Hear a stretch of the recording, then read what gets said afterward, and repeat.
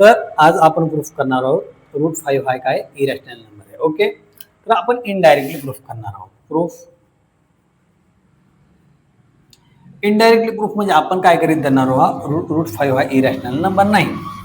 मग आता रूट 5 हा इरॅशनल नंबर नाही म्हणजे काय असला पाहिजे, रूट 5 हा रॅशनल नंबर असला पाहिजे. आणि कोणताही रॅशनल नंबर आपण पी बाय क्यूच्या फॉर्ममध्ये लिहू शकतो. म्हणून मी काय केलं, root 5 is equal to P by काय लिहिलं, क्यू, पी भागिले क्यू. आणि Q is not equal to 0. Q कोण नसायला पाहिजे, 0. क्यूची किंमत 0 नसायला पाहिजे. आणि एक गोष्ट इथं अशी लक्षात ठेवायची आहे, इथं जो पी बाय क्यू घेतला त्या दोघांमध्ये कोणताही कॉमन फॅक्टर घेणार नाहीत. म्हणजे जर पीचा फॅक्टर 2 असेल तर तो क्यू मध्ये 2 असता कामा नाही, कॉमन फॅक्टर असता कामा नाही. मग याचे काय कॉमन फॅक्टर काही नसतो. जर का याचं एचसीएफ किंवा जीसीडी 1 असेल तर दोघांमध्ये कॉमन फॅक्टर असत नाही. G C D P comma Q किती पाहिजे, 1. याचा अर्थ पी आणि क्यू हे कॉमन याच्यामध्ये कॉमन फॅक्टर नाहीये. आता हा जो डिव्हाइडचा क्यू आहे इक्वल टूच्या दुसऱ्या बाजूला कशामध्ये जातो, मल्टिप्लाय मध्ये जातो. मग हा काय आला, रूट 5 क्यू. हा डिवाइडचा multiply Q is equal to किती आला, पी आला. किती आला, पी. दोन्ही साईडला काय करा, स्क्वेअर करून टाका. मग मी काय केला, रूट 5 क्यू ब्रॅकेटचा स्क्वेअर आणि हा आला पीचा स्क्वेअर. काय आला, पीचा स्क्वेअर आला पीचा स्क्वेअर. हा रूट आणि हा स्क्वेअर काय झाला, कॅन्सल. इथे कोण राहिला, 5 आला. कोण आला, 5 आला. हा क्यूचा किती आला, स्क्वेअर. हा झाला क्यूचा स्क्वेअर इज इक्वल टू किती आला, एचा स्क्वेअर आला. ओके, आता हा जो 5 आहे मल्टिप्लायचा कशामध्ये जाईल, डिवाइड मध्ये. क्यूचा स्क्वेअर इज इक्वल टू एचा स्क्वेअर डिवाइड किती आला, 5 आला. आता 5 कोण आहे, हा प्राईम नंबर आहे. कोणता नंबर आहे, प्राईम आहे. 5 प्राईम आहे.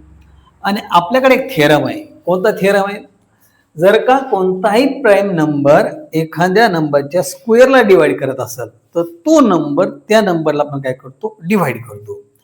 मग हा पी कशाचा डिवाइड करतो, पीच्या स्क्वेअरला पी डिवाइड करतो. पीच्या स्क्वेअरला सॉरी, मग हा 5 कशाला डिवाइड करतो, हा 5 पीच्या स्क्वेअरला डिवाइड करतो. आणि 5 पीच्या स्क्वेअरला डिवाइड करतो म्हणजे 5 पीला डिवाइड करतो. आणि 5 कोण आहे, प्राईम नंबर. याचा अर्थ पीचा 1 फॅक्टर कोण असला पाहिजे, 5 असला पाहिजे.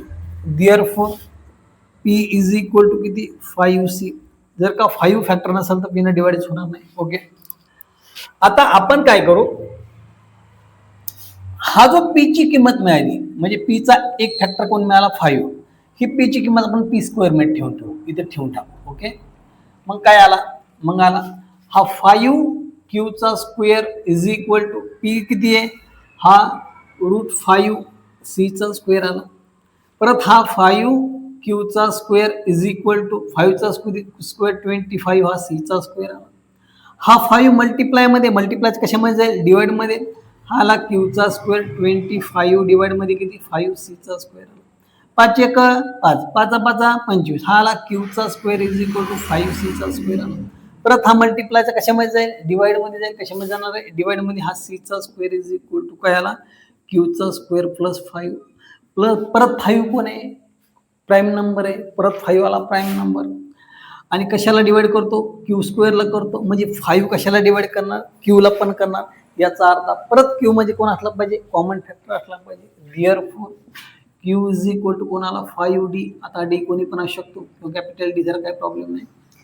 इथं आपण प्रूफ केलं, पीचा एक कॉमन फॅक्टर, पी मध्ये कोण आहे, 5 आहे. पीचा एक फॅक्टर कोण आहे, 5 आहे. क्यूचा एक फॅक्टर कोण आहे, 5 आहे.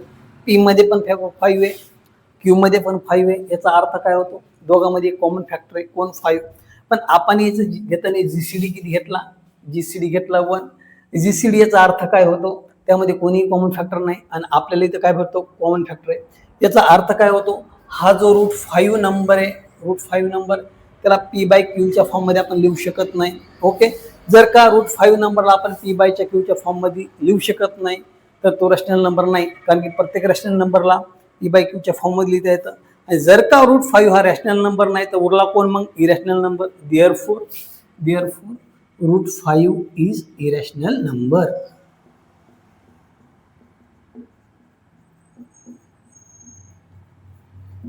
जर का व्हिडिओ आवडला असेल तर अशाच व्हिडिओसाठी शेअर सबस्क्राईब करत राहा. थँक्यू.